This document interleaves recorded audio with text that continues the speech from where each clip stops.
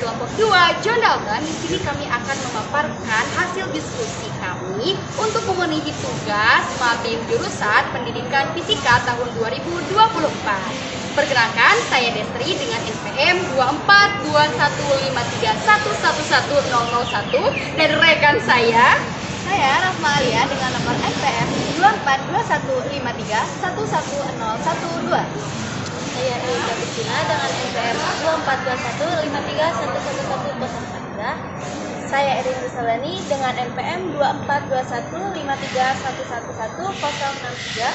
Saya Muhammad Faria Barus Prianto dengan NPM 242153111030. Dan saya Azmi Nilasari dengan nomor NPM 242153111073. Saya Siti Nurhalidah dengan NPM 242153111022. Saya Ahmad Daudi dengan nomor NPM 24.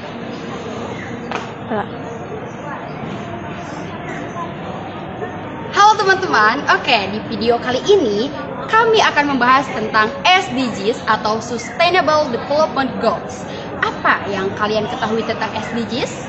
Jika kalian tidak mengetahui apa itu SDGs, kalian boleh mencari referensi di Google ataupun di buku. Nah, tapi di sini saya akan menjelaskan sedikit apa itu SDGs. SDGs merupakan tujuan berkelanjutan yang diterapkan oleh Perserikatan Bangsa-Bangsa atau PBB, di mana itu untuk mencapai tujuan kehidupan yang lebih baik dan lebih berkembang untuk setiap orang yang ada di planet bumi ini.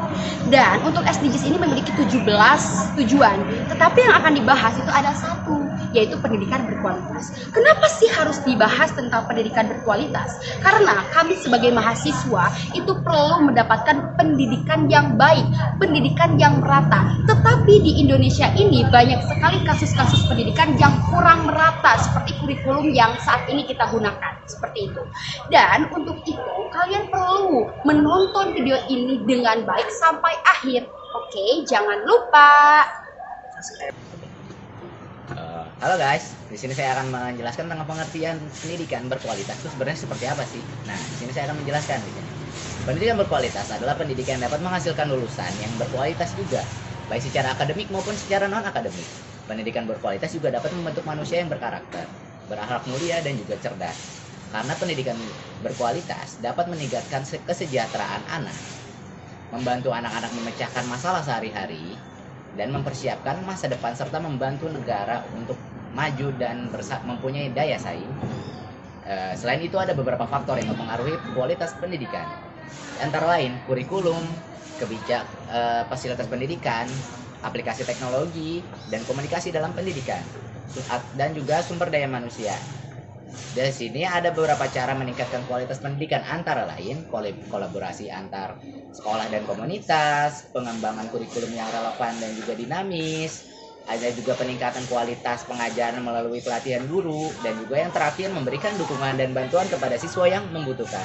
Setuju nih sama pendapatnya Fahri tentang bagaimana meningkatkan pendidikan berkualitas di Indonesia. Tapi pasti ada nggak sih masalah-masalah di pendidikan? Nah, pendidikan di Indonesia itu memiliki banyak masalah. Salah satu masalah yang umum adalah ketidakmerataan akses dalam pendidikan. Ini artinya tidak semua siswa dapat memiliki kesempatan yang sama untuk mendapatkan pendidikan yang berkualitas. Ada beberapa faktor yang menyebabkan ketidakmerataan ini. Yang pertama, lokasi. Anak-anak yang tinggal di daerah pedesaan atau daerah terpencil seringkali memiliki akses yang terbatas ke sekolah, perpustakaan, dan fasilitas belajar lainnya dibandingkan anak-anak yang tinggal di kota besar. Yang kedua, ada kondisi ekonomi. Keluarga yang memiliki ekonomi lemah biasanya mungkin kesulitan dalam membiayai pendidikan anak-anak mereka, seperti biaya sekolah, biaya seragam, buku, dan lain sebagainya. Yang ketiga, ada disabilitas. Anak-anak yang memiliki keterbatasan khusus mungkin memiliki hambatan dalam mengakses pendidikan mereka karena kurangnya fasilitas dan dukungan yang sesuai dengan kebutuhan. Tadi dijelaskan oleh Rahma tentang masalah pendidikan, dan sudah pastikan ada dampaknya. Ya, di sini saya akan menjelaskan tentang dampak dari ketidakmerataan akses pendidikan di Indonesia. Nah, yang pertama itu ada kesenjangan sosial, di mana ketidakmerataan pendidikan yang sangat besar di kesenjangan sosial antara kelompok masyarakat yang berbeda. Nah, yang kedua yaitu ada kemiskinan. di mana pendidikan yang berkualitas adalah salah satu kunci untuk keluar dari kemiskinan. Nah, yang ketiga yaitu ada perkembangan yang tidak optimal, di mana anak-anak yang tidak mendapatkan pendidikan yang kurang relevan atau kurang baik lah ya, di sana bisa anak-anak kesulitan untuk mengembangkan potensi yang kurang maksimal. Nah, jadi itu teh dampak dari kurangnya akses pendidikan di Indonesia.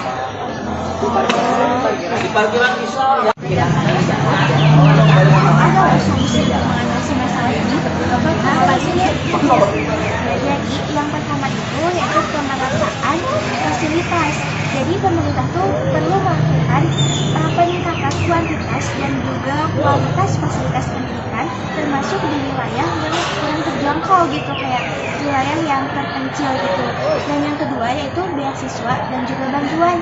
Jadi pemerintah tuh perlu banyak mengeluarkan beasiswa dan juga bantuan-bantuan untuk para siswa yang memiliki keterbelakangan kekurangan ekonomi. Yang selanjutnya itu kayak kurikulum yang relevan gitu. Jadi kurikulum pendidikan itu perlu dirancang agar dapat mengakomodasi kepada seluruh siswa. Jadi bukan hanya siswa yang normal saja, tapi untuk siswa dengan disabilitas.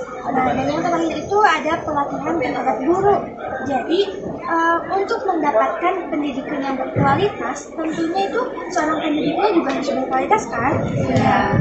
Jadi dengan adanya pelatihan terhadap guru-guru dapat memberikan pelajaran yang berkualitas terhadap murid-muridnya. Itu sih kalau menurut aku solusinya. Aku setuju sih. Nah, selain tidak merata akses, ada masalah lain dalam pendidikan yang sering dibahas. Itu apa aja? Ada kualitas pendidikan, motivasi belajar siswa, dan peran orang tua. Di mana kualitas pendidikan itu membahas tentang kurikulum yang relevan, metode pembelajaran yang inovatif, dan penilaian yang objektif adalah kunci untuk meningkatkan kualitas pendidikan. Dan yang kedua ada motivasi belajar siswa. Siswa perlu didorong untuk memiliki motivasi belajar yang tinggi agar dapat mencapai prestasi yang optimal. Dan yang terakhir ada peran orang tua, di mana orang tua memiliki peran yang sangat penting dalam mendukung pendidikan anak-anak mereka. Jadi itu ternyata masalahnya lumayan banyak ya. Iya. Dari 1-2, cek mana 1-2? 1, 2, 3. Nah, untuk yang selanjutnya adalah mari menstabilkan pendidikan untuk semua, masa depan untuk semua. Setiap anak berhak mendapatkan kesempatan belajar yang sama. Mari kita lawan diskriminasi dan berikan dukungan penuh kepada anak-anak dengan kebutuhan disabilitas. Bersama kita bisa menciptakan lingkungan belajar yang inklusif. Nah, yang selanjutnya adalah jadilah sahabat belajar. Anda bisa menjadi pahlawan belajar bagi anak-anak yang membutuhkan, yaitu dengan cara jadilah mentor, teman belajar, atau donatur untuk mendukung pendidikan mereka. Mari bersama-sama tingkatkan kualitas hidup generasi mendatang. Tapi tinggal gerak. Dari studi kasus yang dibicarakan tadi, kita harus menstabilkan pendidikan yang baik dengan cara yang pertama, mari bersama wujudkan pendidikan yang berkeadilan. Pendidikan adalah hak setiap anak. Mari bersama-sama kita wujudkan pendidikan yang merata dan berkualitas untuk semua. Donasikan buku, alat tulis, atau waktu Anda untuk mengajar anak-anak di daerah terpencil. Setiap kontribusi kecil akan berarti besar bagi masa depan mereka. Yang kedua, jangan biarkan jarak menghalangi mimpi. Jarak bukan penghalang untuk meraih pendidikan. Mari dukung pembangunan sekolah di daerah terpencil dan fasilitasi akses transportasi bagi anak-anak yang tinggal jauh dari sekolah. Bersama kita bisa membuka jalan menuju. Oke guys, tadi kalian sudah mendengarkan video yang telah dipaparkan oleh teman saya. Kalau misalkan kalian sudah mendengarkan, jangan lupa untuk terapkan solusinya ya. Dan saya bisa ambil kesimpulannya, untuk pendidikan berkualitas itu adalah pendidikan yang memberikan akses merata, relevansi kurikulum, guru yang kompeten, sarana memadai, serta melibatkan keluarga dan masyarakat. Hal ini bertujuan untuk mengembangkan potensi individu secara holistik sehingga mereka mampu berkontribusi positif dalam masyarakat. Nah, jadi selanjutnya itu mari kita menjadi agen perubahan untuk masa depan yang lebih baik. Mari bersama-sama mempromosikan pembangunan berkelanjutan, menjaga lingkungan, memerangi ketidaksetaraan, dan memastikan kehidupan yang layak bagi semua orang. Mulai dari tindakan kecil dalam kehidupan sehari-hari hingga kebijakan global, kita semua bisa berkontribusi dalam menciptakan perubahan positif. Oke, salam SDGs.